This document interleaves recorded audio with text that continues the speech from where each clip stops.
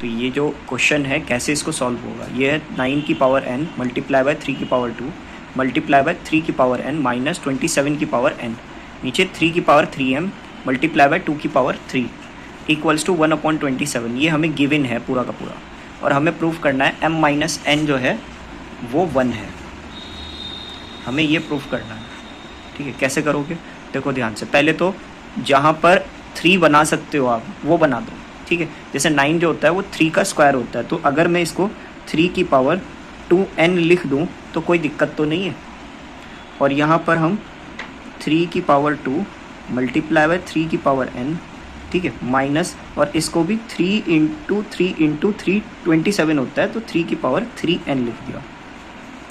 Divide लिया है 3 की पावर 3m मल्टीप्लाई बाय 2 की पावर 3 इक्वल्स टू 1/3 की पावर 3। ठीक है भाई, कोई डाउट है यहाँ तक? कुछ भी नहीं किया मैंने।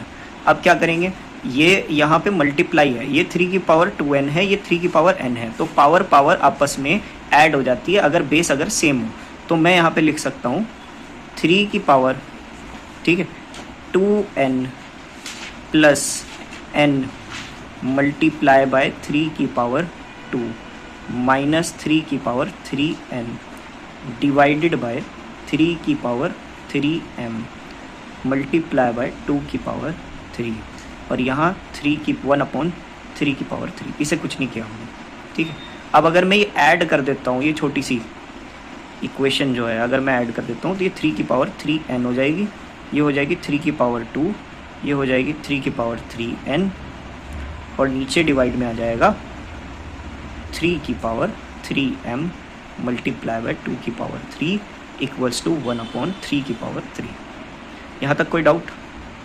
अब आप आगे देख लो, यहाँ भी 3 की पावर n है, यहाँ पर भी 3 की पावर n है, हम यहाँ पर इसको कॉमन ले सकते हैं, कॉमन ले सकते हैं, तो 3 की पावर 3n को कॉमन ले लिया, अंदर बचता है 3 की पावर 2 माइनस 1, और नीचे डिवाइड में आए 3 की पावर 3m मल्टीप्लाई बाय 2 की पावर 3 इक्वल्स टू 1/3 की पावर 3। देखो इसको कुछ नहीं चढ़ाइए, जैसा था अभी तक वैसा ही रखता है, बस 3 की पावर 27 को 3 की पावर 3 बना दिया। और अब यहाँ क्या किया भाई, 3 का स्क्वायर क्या होगा, 3 का स्क्वायर क्या होता है, 3 इंटू 3 9, 3 इंटू 3 9 होता है, 9 माइनस 1, ठीक है, इंटू 3 की पावर 3n, नीचे आए 3 की पावर 3m, और 2 की पावर 3 क्या होता है भाई, 2 2 4 4 2 8, ठीक है, 9 माइनस 1 8 आ गया, ऊपर भी और नीचे भी।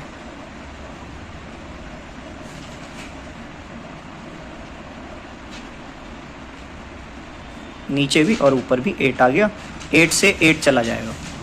क्लियर हो गया? आगे करते हैं भाई। ये जो है बेस दोनों के सेम है, बेस अगर सेम है तो मैं इसको क्या लिख सकता हूँ, 3 की पावर 3n माइनस 3 की पावर 3m, और इधर लिख सकता हूँ 3 की पावर, देखो इसको ऊपर ले जा सकता हूँ, -3। क्लियर हुआ हल्का हल्का सा? आगे चलते हैं। अब क्योंकि बेस दोनों तरफ सेम है, अगर बेस सेम है तो इसको लिख लेते हैं, इफ बेसिस आर इक्वल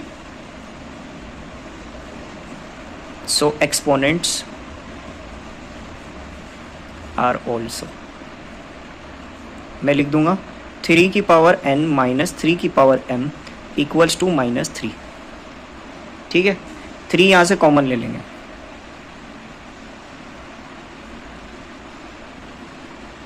ठीक है, 3 से ये चला गया, n minus m equals to -1।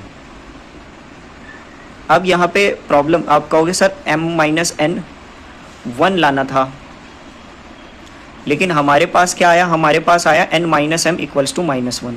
तो मैंने कहा कोई बात नहीं, आप माइनस कॉमन ले लो यहाँ पे। जब यहाँ माइनस कॉमन ले लूँगा तो m जो है वो प्लस का हो जाएगा, n जो है वो माइनस का हो जाएगा, और इधर माइनस का 1, माइनस से माइनस चला गया, बचा क्या, m minus n equals to 1, ये बच गया। क्लियर हो गया? क्वेश्चन नोट कर लो भाई। क्वेश्चन एक बारी आप स्क्रीनशॉट ले लो या नोट कर लो, जैसे भी आपको सही लगे। That's all. सब्सक्राइब।